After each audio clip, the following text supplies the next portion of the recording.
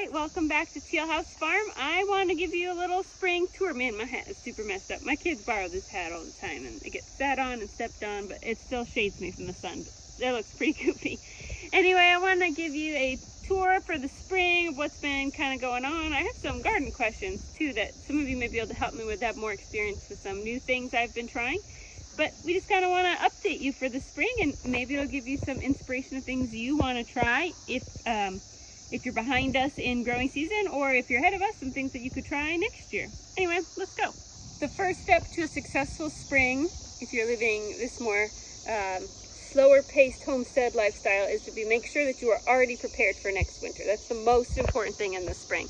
And if you don't believe me, live 1 year like this and you will absolutely believe me, because winter is horrible if you are not prepared, especially when you're not prepared for wood for heat. Nothing burns worse than wet wood or non-seasoned wood. You will be so cold and you'll have such a hard time keeping a fire. So we are already set for next year. We will get more wood because this is we only have about enough for about maybe a year and a half here. There's several piles. You can't see above this pile. And we would like to be 3 years ahead. So we've been working on that. But this last winter started off, This last winter started off super cold, and we were kind of worried about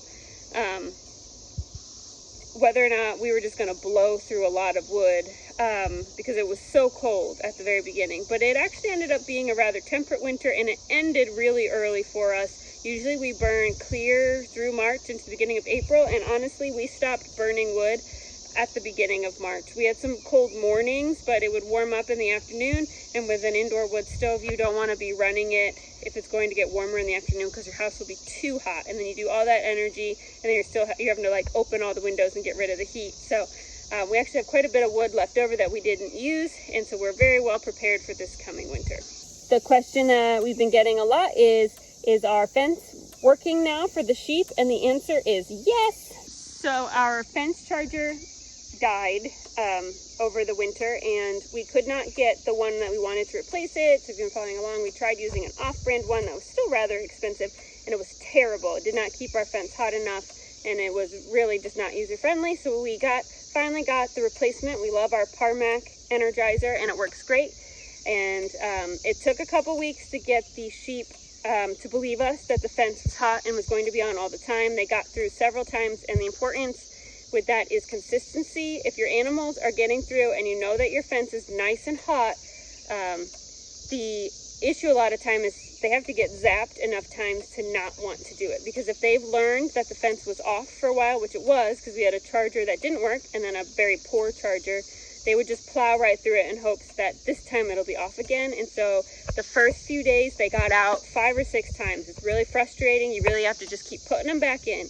And then it started to be that they would get out once every other day. They would just kind of test it and see. And now it's been about a week. They haven't gotten out at all. They don't even go close to the fence lines. They know that it's hot. And so, yes, it is working. And we've been able to open up a second paddock for them now, too. The first thing we did was close them in a small paddock that has 5 lines, very high and very close together, to make it hard to get through without getting zapped. And now that they are, again, trained to the fence, we've opened up a new paddock. So they now have all of this to mow down for us. This will keep them nice and full for a while. And then once this is cleared out, they will go to the paddock that is out in the main field, which has tons out there for them as well. So they will be well fed and won't really need anything extra from us. Our baby chicks are getting huge and getting brave. They're coming up a lot farther from the coop these days, up towards the house, which is just fine. We don't mind at all. We have probably about 30 baby chicks. We are down to 1 turkey, though. We had a snake, if you remember, that was getting into the chicken coop. At that time, the turkeys were still little, and the snake killed 2 turkeys before we were able to get rid of the snake. And then 1 turkey had died pretty quickly after we got it. It must have been ill or got smushed or something at the farm store. He just didn't last. So that's our 1 remaining turkey. We hope he makes it for Thanksgiving. He seems to be doing okay, or she, I don't really know. So we'll see. But the chicks are doing great. We lost, I think, 2 chicks from our big batch of 30 something, so that's pretty good. They both were Polish chicks, which I don't know if that's just coincidence or if those chicks die more easily. But overall, they're doing really well. They love this falling down barn right here. This is their coop.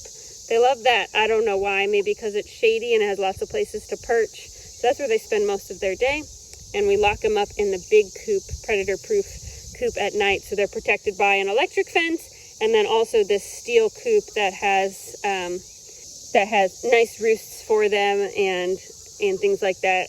Pretty darn predator-proof. Has worked really well for us. Sam built that for us.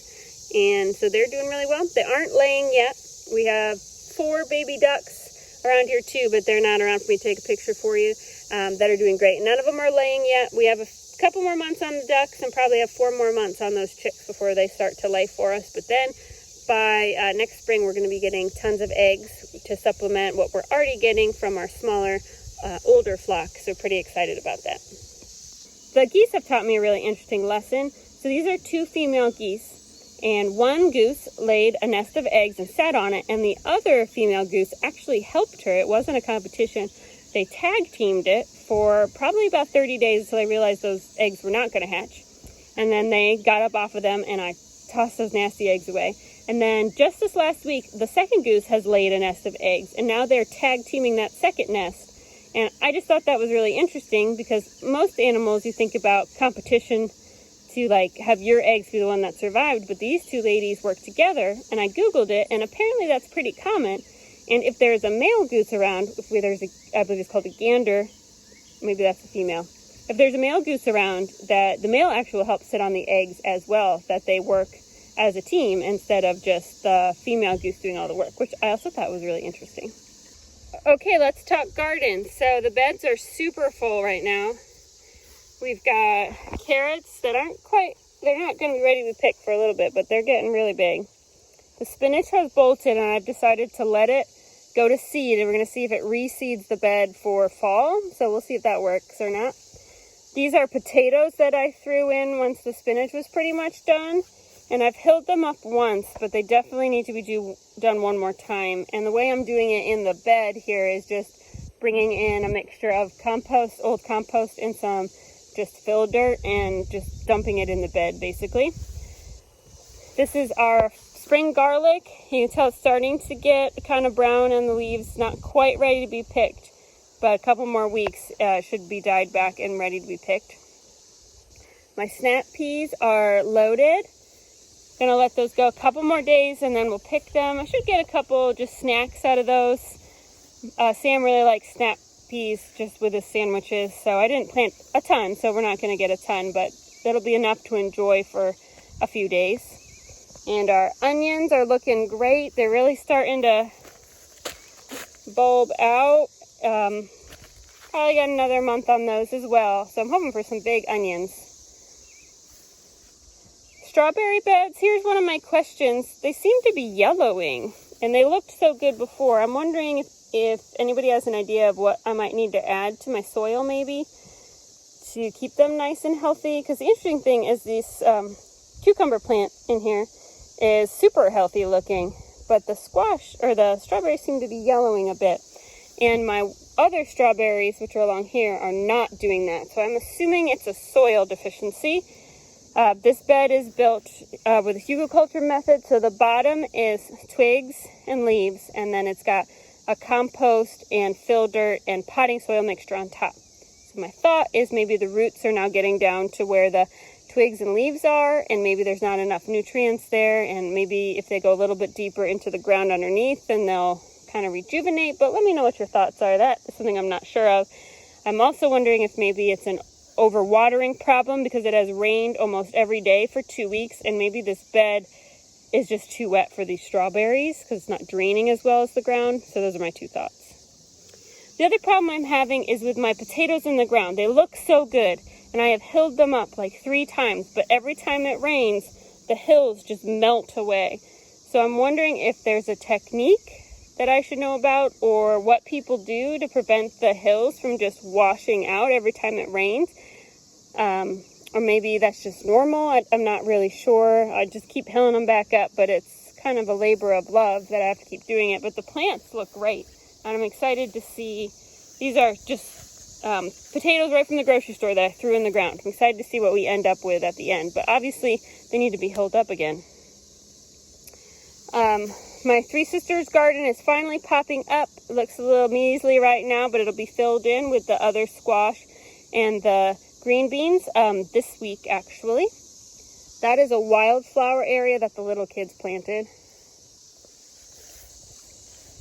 And over here we have our tomatoes and kind of a makeshift trellis, which I just used some old jump ropes and some old yarn. I need to add another layer to the trellis now. You see they're getting even taller. Not quite ready for tomatoes on the plants, but it should be happening pretty soon. They're getting nice and large. And in the back here, we've got peppers, and some of those pepper plants have little peppers on them. And then I have this massive field of green beans, which haven't flowered yet, but are getting close. And then we'll just have so many green beans, which I'm excited about. Along the edge, we have some cantaloupe popping through. These are still pretty small. I planted cantaloupe late on purpose to help deter squash bugs and vine borers from my garden. And then back here we have cucumbers, and these, and the cantaloupe will grow up the side of this greenhouse and use it as its trellis. The last thing in my garden that I just planted are yellow squash. So I have to thin that out because two did sprout, but there's one here. I planted these very last, again, to deter the squash bugs from coming by planting them late in the season, but we'll still be able to get plenty of squash to enjoy.